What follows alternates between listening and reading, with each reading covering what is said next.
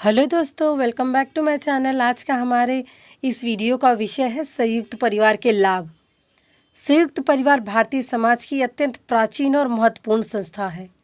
यह संस्था लंबे समय से चली आ रही है, तो हम समझ सकते हैं कि ये संस्था समाज के लिए कितना उपयोगी होगा, जो कई हजारों वर्षों से इस भारत भूमि में चलती आ रही थी और आज भी है। भारतीय समाज में संयुक्त परिवार महत्वपूर्ण भूमिका निभाता रहा है। तो आज इस वीडियो में हम संयुक्त परिवार के लाभ के बारे में जानेंगे, जिसमें पहला लाभ है शासन संबंधित। संयुक्त परिवार में व्यक्ति की अपेक्षा परिवार को अधिक महत्व दिया जाता है, यानी एक व्यक्ति को ही नहीं, पूरे परिवार को लेकर चला जाता है संयुक्त परिवार में।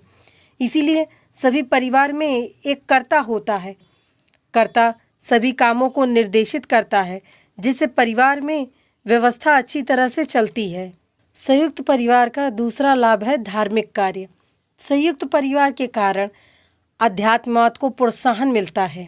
धार्मिक अनुष्ठानों की पूर्ति तथा त्योहारों और धार्मिक उत्सवों को मनाने के लिए सभी सदस्य एक साथ होकर मनाते हैं। इस प्रकार धर्म भी हमें परिवार से ही प्राप्त होता है और भारत में विविध प्रकार के तीज, त्योहार, व्रत पाए जाते हैं, जो सदियों पुराने परंपरा से पीढ़ी दर पीढ़ी चली आ रही है। तो कहीं ना कहीं इसमें जो संस्करण का हाथ है, ये कहीं ना कहीं संयुक्त परिवार का है, जिसके कारण आज भी भारत में कई तीज त्योहार अपना अस्तित्व बनाए हुए हैं। या आप कह सकते हैं कि जो धार्मिक कार्य है वो कहीं ना कहीं भारत भूमि पे आज भी बनी हुई है, तो संयुक्त परिवार के कारण ही बनी हुई है। संयुक्त परिवार का तीसरा लाभ है मार्गदर्शन। देखिए, सभी संयुक्त परिवार में एक बड़े बुजुर्ग होते हैं, जो अपने जीवन काल के या अपने अनुभव से अपने परिवार के छोटे जनों का मार्गदर्शन करते हैं। उन्हें सही गलत का, या उनके साथ कुछ हो जाए या वो दुखी हो, तो उनको अपने अनुभव द्वारा बताकर उनका जो मार्गदर्शन करते हैं, ये भी सामाजिक तौर पे बहुत ही लाभदायक है। चौथा लाभ है मनोरंजन। देखिए, संयुक्त परिवार में सदस्य ज़्यादा होने से परिवार में हमेशा चहल पहल बनी रहती है। समाजशास्त्री कर्वे कहती हैं कि संयुक्त परिवार में हमेशा कोई न कोई कार्यक्रम होता रहता है, जैसे विवाह, नई दुल्हन का आना, उसका खाना पकाना, व्रत, श्राद्ध जैसे जो कार्यक्रम है, वो जन्मदिन मनाना।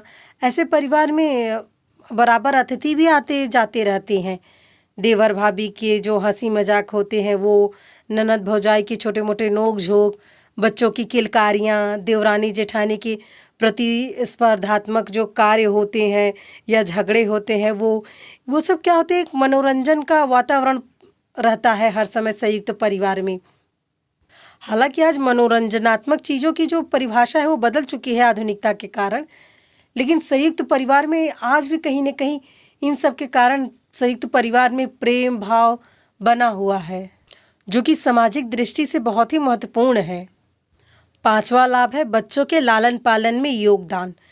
देखिए, संयुक्त परिवार बच्चों के लालन पालन हेतु एक उचित स्थान है। क्यों? क्योंकि संयुक्त परिवार में बड़े बुजुर्ग होते हैं, स्त्री पुरुष दोनों प्रकार के, जो बच्चों की देखरेख में अपना सहयोग देते हैं और बच्चों के सामाजिकरण एवं शिक्षा में योगदान देते हैं। पर आज कल नाभिकीय परिवार जो पाए जा रहे हैं, जिनमें स्त्री पुरुष और उनके बच्चे होते हैं, वो क्या करते हैं, वो नौकरी करने चले जाते हैं पति पत्नी, और बच्चों को नौकरों के सहारे छोड़ देते हैं। इससे क्या होता है, बच्चों में सद्गुणों का विकास नहीं हो पाता है। छठा लाभ है धन का उचित उपयोग। देखिए, संयुक्त परिवार में एक सामान्य कोष होता है। कर्ता के नियंत्रण द्वारा अनावश्यक खर्चों से बचा जाता है।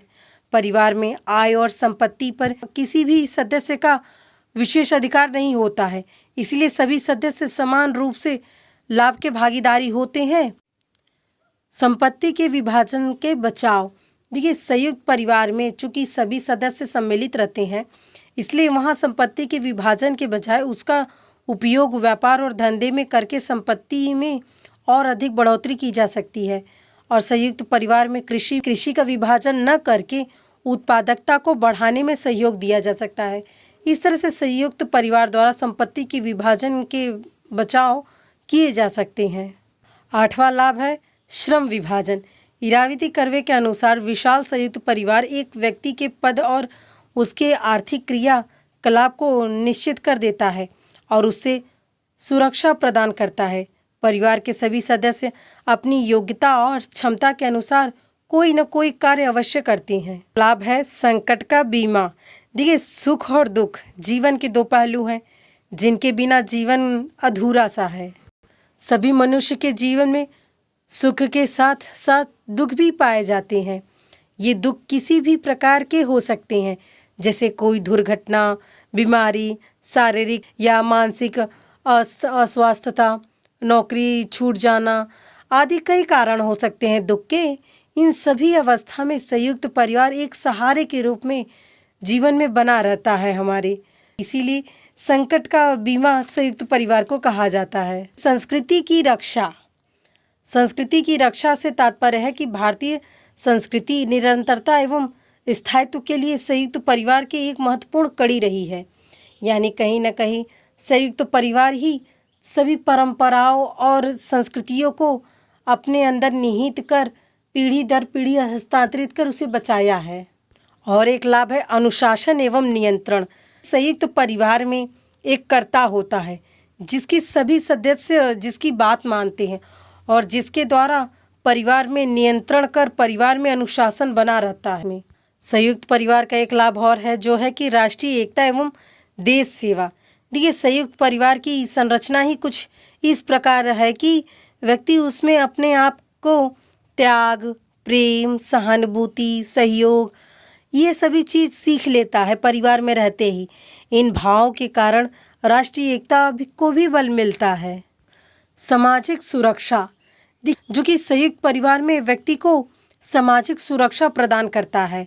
संकटकालीन परिस्थितियों में परिवार के सदस्यों की देखरेख, भरण पोषण का कार्य संयुक्त परिवार का नैतिक दायित्व होता है, जिसके कारण सामाजिक सुरक्षा संयुक्त परिवार द्वारा बनी रहती है। इन सभी लाभों के आधार पर हम देख सकते हैं कि संयुक्त परिवार अपने आप में एक ऐसा समुदाय है जो एक व्यक्ति की सभी भौतिक, सामाजिक और सांस्कृतिक आवश्यकताओं की पूर्ति करता है। हमारे समाज में संयुक्त परिवार का इतना अधिक महत्व है कि इसके सामने अन्य इकाइयां, विशेषकर राज्य भी महत्वहीन हो जाती है, क्योंकि संयुक्त परिवार द्वारा जो प्रेम भाव पाया जाता है वो किसी और के द्वारा कहीं भी नहीं मिलता है। वैसे आप किस तरह के परिवार में रहते हैं, एकाकी या संयुक्त परिवार?